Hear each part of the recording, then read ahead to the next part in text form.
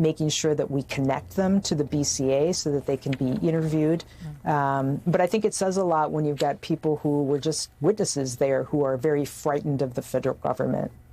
Yeah. Mary Moriarty, I appreciate your time. Thank you so much. The Hennepin County Attorney, appreciate your time tonight. Thank you. And we've got some breaking news coming in here to CNN right now, and this is what it is. One of Trump's top aides on immigration, Stephen Miller, is admitting tonight a possible breach of protocol by the officer who shot Alex Pretti, which is a pretty stunning thing to come out of this administration, especially given what they said initially. It comes as Republican Senator Tom Tillis, whom you just heard slamming Kristi Noem, has taken on Stephen Miller. Stephen Miller is in the same boat. This guy, after doing the stupid comments he made about Greenland getting the president in a difficult circumstance, is one of the people that came out publicly and said that this guy was a terrorist before he had even talked with anybody on the ground. And that's clearly not the case now. So, I mean, it's just, I mean, Stephen Miller never fails to live up to my expectations of incompetence. I mean, that's a pretty stunning thing to hear a Republican say, right? Stephen Miller never fails to live up to my expectations for incompetence. Kristen Holmes broke this news about Miller. She joins us now from the White House. So, Kristen, what are you learning right now? Yeah, Aaron, this is quite stunning coming from Stephen Miller, who, of course, has been one of the most hard-line immigration enforcers when it comes to President Trump's administration. He is essentially conceding or acknowledging that there might have been a breach of protocol when it comes to the shooting of Alex Pretti. And just a reminder, this is the same person who said that Pretti in the aftermath was a would-be assassin. This is what the statement says, and he lays this out very clearly. It says that the White House provided clear guidance to DHS that the extra personnel that had been sent to Minnesota to force protection should be used for conducting fugitive operations to create a physical barrier between the arrest teams and the disruptor teams. It goes on to say, we are evaluating why the CBP team may not have been following that protocol. So that's the first piece of news that we're learning here from Miller. The White House is looking into this and that they're acknowledging there might have been a breach of protocol. But there's more here.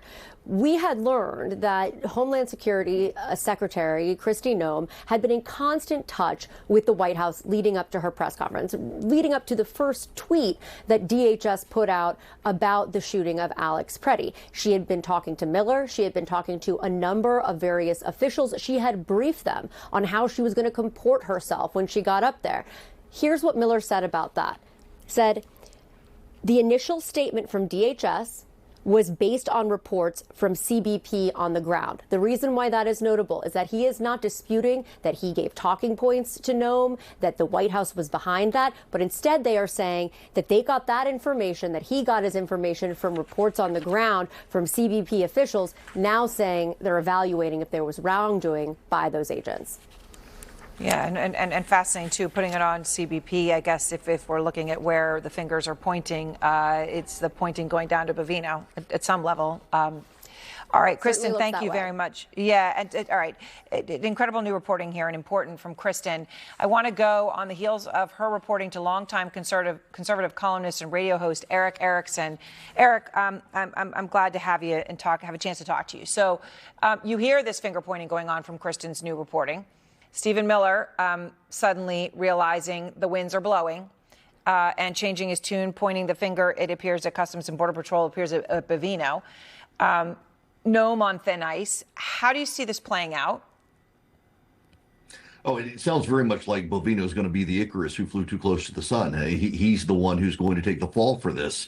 You know, there's lots of reporting in the conservative press over the last number of months that Kristi Noem, Corey Lewandowski, and Stephen Miller elevated Bovino even above his boss at Customs and Border Protection to be able to do this because they liked his hardline approach. They liked the images of the arrests. They thought it would placate the president and the base, and now it's blown up in their faces with the death of Alex Pretti. And conservatives, because the reaction both on Pretti's gun ownership and the way they defined a dead man, it's not working for the president. He had to make the pivot back to Tom Homan and re-empower Tom Homan, who Kristi Noem had tried to sideline. So when you hear Tom Tillis, and obviously Tom Tillis is retiring, right? So when people retire, suddenly they do start to speak in a different way. Right. All right. But when he says his comment about Stephen Miller at the end there, that he never fails to live up to my definition of incompetence or whatever the